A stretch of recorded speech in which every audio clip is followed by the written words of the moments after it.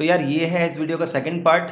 जैसा कि मैंने आप लोगों को बोला था कि हम लोग इस वीडियो का सेकंड पार्ट साथ में अपलोड करूंगा मैं, और आपको इसका लिंक आपके डिस्क्रिप्शन में दे दूंगा इस वीडियो के।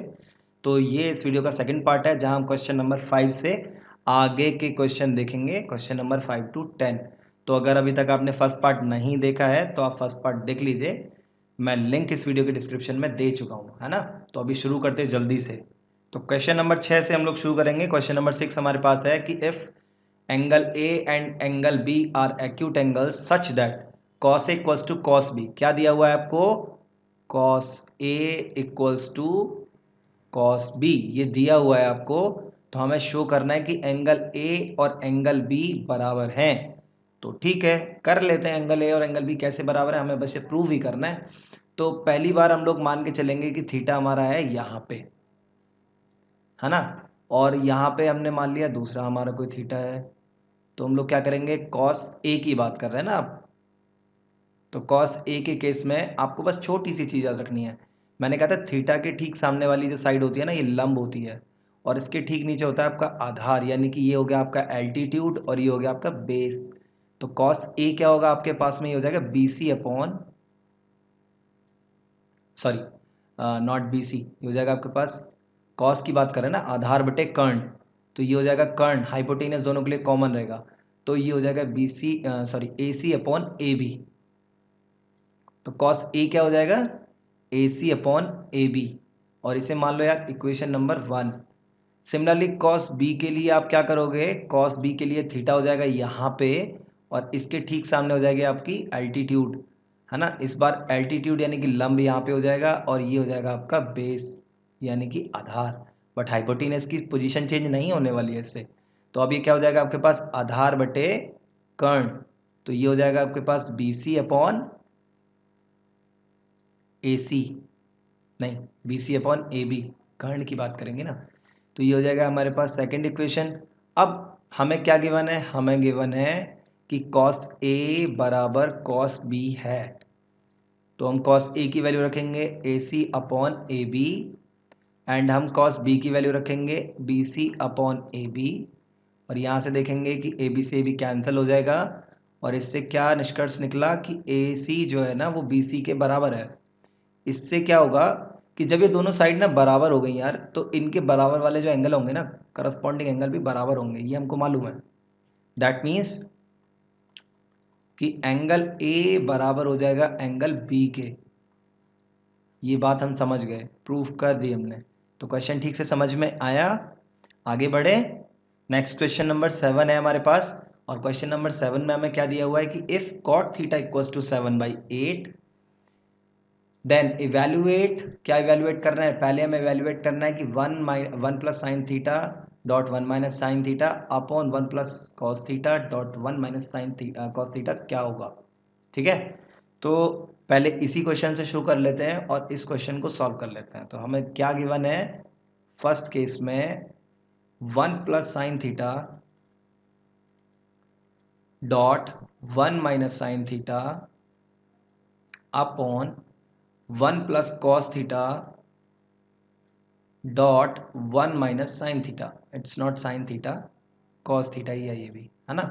अब आपको एक चीज़ मालूम है, आपने 9th क्लास में पढ़ ली थी, और मे बी उससे भी छोटी क्लास में, कि a माइनस बी और a प्लस बी क्या हो जाता है, a का स्क्वायर माइनस b का स्क्वायर। ठीक है, तो यहाँ पे भी वही चीज़ होगी, a plus B and a minus B, तो हो जाएगा 1 माइनस साइन स्क्वायर थीटा। कोई कन्फ्यूजन नहीं होना चाहिए। एंड देन इसके बाद क्या हो जाएगा आपके पास, ये सिमिलरली नीचे हो जाएगा 1 माइनस कॉस स्क्वायर थीटा।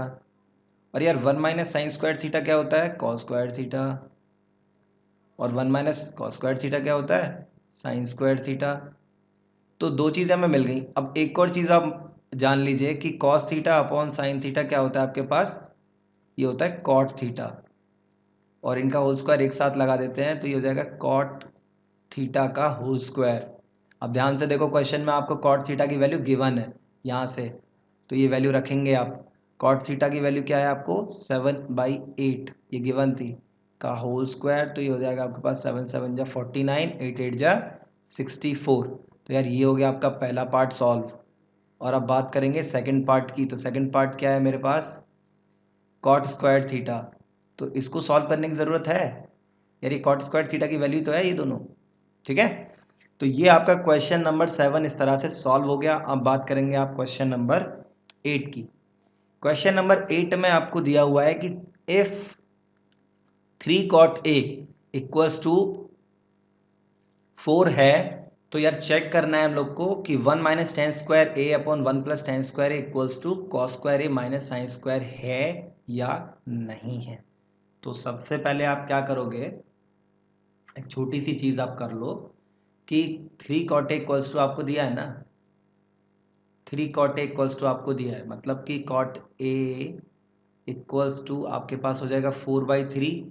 तो एक tan A equals to value आपकी निकल जाएगी, cot A का उल्टा बिल्कुल होता है tan A, तो ये हो जाएगा आपके पास tan A का वैल्यू। तो एक प्रॉब्लम तो सॉल्व हो गई हमारी। एक और प्रॉब्लम छोटी सी सॉल्व कर लेंगे हम लोग। क्या, देखो एक छोटा सा ट्राइंगल बनाएंगे और उस ट्राइंगल के अंदर हम लोग मान लेंगे थीटा है हमारा यहाँ पे, यानी कि ये पॉइंट हो गया ए बी और सी, और इसे हम करेंगे लंब बटे आधार। तो जब सॉल्व करोगे तो ये वैल्यू आ जाएगी 5 हाइपोटेनस की, ठीक है। अब हम लोग पहले LHS से शुरू करते हैं। तो LHS क्या है मेरे पास, LHS है मेरे पास 1 minus tan square A upon 1 plus tan square है, ठीक है। तो वैल्यू रख लेंगे सीधे सीधे और सॉल्व कर देंगे। तो ये हो जाएगा 3/4 का होल स्क्वायर अपॉन 1 प्लस 3/4 का होल स्क्वायर। सॉल्व करेंगे फर्दर तो हमें मिलेगा क्या, 16 एल्शियम में एंड 16 माइनस 9, क्योंकि 3 3 या 9 होता है ना। इसको एक लाइन में चलो लिख ही देता हूँ, क्योंकि इससे फिर समझ में नहीं आया तो सोल्यूशन करने का फ़ायदा ही नहीं रहेगा फिर कोई। तो ये हो जाएगा मेरे पास 9/16। तो अब ये वैल्यू यहाँ से सीधे इस तरह से एल्शियम ले लिया हमने। तो एल्शियम लिया तो ये हो जाएगा 16/9, और ये हो जाएगा आपके पास 16 प्लस 9/16, 16 से 16 कैंसिल, और ये हो जाएगा आपके पास कितना, 7/25। तो ये आई यार LHS की वैल्यू। अब RHS को देख लेते हैं। RHS मेरे पास कितना है, cos square A minus sine square ए। अब कॉस की वैल्यू कितनी है मेरे पास, आधार बटे कर्ण, यानी कि 4/5 का whole square minus sine square है, साइन मतलब लंब बटे कर्ण, यानी कि एल्टीट्यूड अपॉन हाइपोटेनस, यानी कि हो जाएगा 3/5 का होल स्क्वायर, और ये क्या हो जाएगा आपके पास 16/25, एंड ये हो जाएगा आपके पास 9/25। दोनों का एल्शियम ले लो, एल्शियम ले लोगे तो ये हो जाएगा आपके पास क्या, 16 माइनस 9, और ये हो जाएगा आपके पास 7/25। तो यार ये पार्ट रहा LHS का और ये पार्ट रहा आपका RHS का, तो क्या दोनों बराबर हैं, तो लिखेंगे yes, hence LHS equals to RHS verified, ठीक है। क्वेश्चन अच्छे से समझ में आ गया। चलिए नेक्स्ट क्वेश्चन पे मूव करेंगे, और नेक्स्ट क्वेश्चन हमारे पास में है क्वेश्चन नंबर 9। और क्वेश्चन नंबर 9 हमें क्या बोल रहा है कि in a triangle ABC right angled at B if tan A equals to 1/3 find the value of. अब इसको सॉल्व करने के लिए भी एक ट्राइंगल चाहिए, तो सबसे पहले ट्राइंगल देख लो।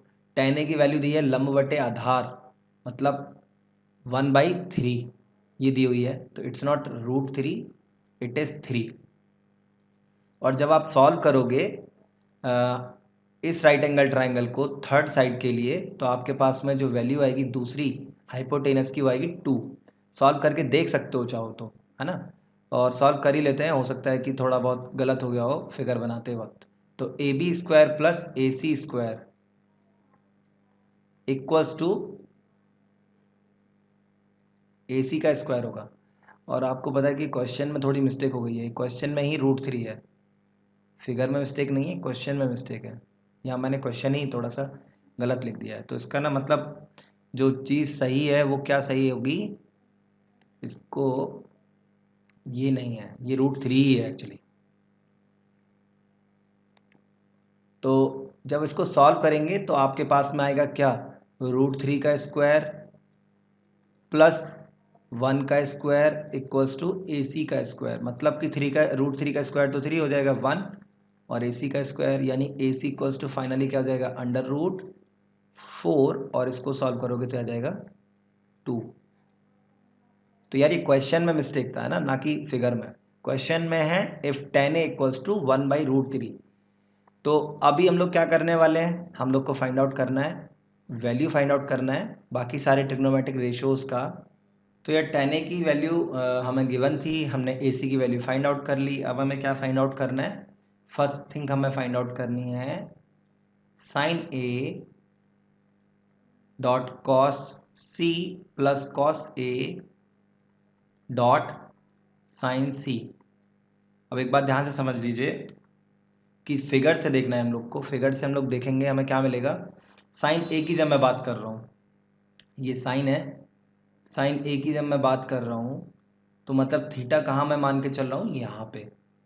तो थीटा यहाँ है तो थीटा के ठीक सामने होता है लंब, और इसका मतलब हो गया ये है कर्ण मेरे पास में, है ना, ये हो गया कर्ण और ये हो गया मेरे पास लंब यानी कि एल्टीट्यूड। तो साइन के केस में, साइन ए के केस में हमारी जो वैल्यू होगी साइन ए की होगी 1/2 डॉट कॉस सी की अब मैं बात कर रहा हूँ, तो सी के केस में थीटा पहुँच गया यहाँ पे, और जब थीटा यहाँ पे है तो उसके ठीक सामने होगा लंब यानी कि ए बी, यानी ये क्या हो जाएगा √3 कॉस होता है आधार बटे कर्ण। और मैंने बताया था लास्ट क्वेश्चन में कि हाइपोटेनस की पोजीशन जो है वो चेंज नहीं होती है, तो हो जाएगा √3/2। अब बात करेंगे कॉस ए की, तो कॉस ए के लिए क्या हो जाएगा आधार बटे कर्ण यानी कि फिर से √3/2। और साइन सी की बात करेंगे तो हो जाएगा लंब बटे कर्ण यानी कि थीटा के ठीक सामने वाली भुजा हो गई लंब, और साइन होता है लंब बटे कर्ण यानी कि √3/2। तो ये क्या हो जाएगा आपके पास 3/4 और ये हो जाएगा √3/4। साइन ए की वैल्यू में कुछ गड़बड़ लग रही है यार, 1/2 नहीं, ठीक है। तो क्या करेंगे 3 + √3/4। अगर कहीं कोई गड़बड़ रह गई है तो आप देख लीजिएगा, मुझे बता दीजिएगा कमेंट करके, ठीक है। सॉल्व करने का प्रोसीजर समझ में आना चाहिए, मेन चीज़ वो है। तो अभी कॉस ए की बात करेंगे, cos A dot cos C minus sine A dot sine C. तो कॉस ए क्या हो जाएगा आपके पास, कॉस ए की बात करेंगे तो ये हो जाएगा आधार बटे कर्ण यानी कि √3/2 डॉट कॉस सी की बात करेंगे तो क्या हो जाएगा 1/2 माइनस साइन ए की बात करेंगे तो क्या हो जाएगा 1/2 और साइन सी की बात करेंगे तो क्या हो जाएगा √3/2 यानी कि सेम को सेम में से माइनस करोगे तो यार 0 आ जाएगा, है ना। एक बार फिर भी देख लेते हैं यार क्वेश्चन के पार्ट 1 को, कहीं पे कुछ गड़बड़ लग रहा है। साइन ए इक्वल्स टू क्या हो जाएगा लंब बटे कर्ण सी है, कॉस सी क्या हो जाएगा आपके पास √3/2, कॉस ए क्या होगा, कॉस सी क्या होगा आपके पास, कॉस सी होगा आपके पास, नहीं कॉस सी होगा आपके पास 1/2, कॉस सी 1/2 होगा। वही मैं कह रहा हूँ यार कुछ गड़बड़ लग रहा है क्वेश्चन को सॉल्व करने में। तो ये हो जाएगा आपके पास 4/4 और ये हो जाएगा आपके पास वैल्यू 1, ठीक है। तो ये गड़बड़ थी यार, इसके लिए बहुत बहुत सॉरी, एक बार देख लेना फिर भी, है ना, लेकिन अभी नहीं है कोई गड़बड़, डैम श्योर। तो अभी क्वेश्चन नंबर 10, और क्वेश्चन नंबर 10 क्या है मेरे पास में, in triangle PQR right angled at Q PR plus QR equals to 25 and PQ equals to 5 determine the value of sin P cos P and tan P। बहुत important, बहुत अच्छा question है इस एक्सरसाइज से। दिया है आपको PR plus QR equals to 25, ये गिवन है, और आपके पास PQ भी दिया हुआ है, PQ कितना गिवन है 5, ठीक है। मान लो कि PR जो है ना आपने, PR मान लिया आपने X है, तो फिर इसमें क्या कर सकते हैं कि राइट एंगल ट्राइंगल के अंदर हम कौन सी प्रॉपर्टी यूज़ करते हैं कि हाइपोटेनस का स्क्वायर बराबर एल्टीट्यूड का स्क्वायर प्लस परपेंडिकुलर का square. It's not perpendicular, it is base. Hypotenuse का स्क्वायर इक्वल्स टू एल्टीट्यूड यानी कि परपेंडिकुलर का स्क्वायर प्लस बेस का स्क्वायर। तो यार इसको तो हमने माना है एक्स, हाइपोटेनस को तो एक्स मान लिया है हमने यहाँ पे। अच्छा, इसके बाद बेस हमें दिया हुआ है 5 का स्क्वायर हो जाएगा, बेस 5 दिया हुआ था, और हमें क्या गिवन है, एल्टीट्यूड हमें पता नहीं है, तो एल्टीट्यूड तो हमें निकालना है ना। ये तो कैलकुलेट करके आई है वैल्यू, इससे भ्रमित मत होना, ये हमें निकालना है। तो हम क्या करेंगे, इस इक्वेशन का ना थोड़ा बेनिफिट लेंगे। तो पी आर हमने माना है एक्स इस इक्वेशन में, और क्यू आर हमारे पास में पता नहीं क्या होगा, तो क्यू आर को हम लोग ऐसे ही छोड़ेंगे इक्वल्स टू, ये दिया हुआ है 25। तो हम क्या कर सकते हैं कि Q R equals to 25 minus x कर सकते हैं ना। तो हम यहाँ पे वही करेंगे 25 माइनस एक्स का होल स्क्वायर। अब इसको जब आप खोलोगे तो हो जाएगा 25 और ये हो जाएगा आपके पास 25 25 625 प्लस एक्स स्क्वायर माइनस 25 दूनी 50 एक्स। ये a माइनस बी का होल स्क्वायर खोल दिया बच्चों, ठीक है। अब देखो यहाँ एक्स स्क्वायर से आपका एक्स स्क्वायर कैंसिल और ये हो जाएगा 625 और 25 को ऐड करोगे तो हो जाएगा 650 और इसको ले आओगे आप इधर तो ये हो जाएगा आपके पास 50x और x की वैल्यू आ गई आपके पास 650 ओवर 50। कैंसिल आउट करोगे तो कितना हो जाएगा, 0 से 0 कैंसिल और 13 आ जाएगा आपके पास x की वैल्यू। अब क्या करना होगा हमें, अब हमें वही फाइंड आउट करना है जो पूछा है। तो साइन पी की बात करेंगे यार पहले। साइन पी मतलब थीटा यहाँ पे और लंब पहुँच गया आपका यहाँ यानी अल्टीट्यूड, लंब बटे कर्ण यानी कि 12 upon P R. P R की वैल्यू अभी आपने निकाली, एक्स की वैल्यू निकली 13 और फिर आपने निकालना है कॉस पी। तो कॉस पी आपके पास कितना हो गया, आधार बटे कर्ण यानी कि 5/13 एंड इसके बाद आपको निकालना है टेन पी। तो टेन पी आपके पास कितना हो जाएगा 12/5। तो यार ये था आपके पास आज की एक्सरसाइज का सलूशन, एक्सरसाइज 8.1 का कंप्लीट सलूशन। आशा करता हूँ आपको ये वीडियो और ये सॉल्यूशंस ठीक से समझ में आए होंगे। वीडियो आपको पसंद आया होगा। वीडियो आपको कैसा लगा आप मुझे अपनी राय कमेंट करके ज़रूर बताइएगा। यार वीडियो पसंद आया होगा तो लाइक ज़रूर कीजिए और शेयर भी कर सकते हैं। अगर चैनल अभी तक आपने सब्सक्राइब नहीं किया है तो चैनल ज़रूर सब्सक्राइब कर लीजिए, क्योंकि इस चैनल पर मैं आपको कंप्लीट मटेरियल आपके लिए लेके आऊँगा। कंप्लीट सोल्यूशन एनसीईआरटी मैथ से एंड आरडी शर्मा मैथ से, दोनों से मैं लेके आऊँगा। इवन आर एस अग्रवाल का भी सोल्यूशन हम लोग यहाँ देखेंगे। तो जल्दी मिलता हूँ आपसे एक और नई वीडियो में। तब तक के लिए अपना ख्याल रखें और मुझे इजाज़त दें। नमस्कार।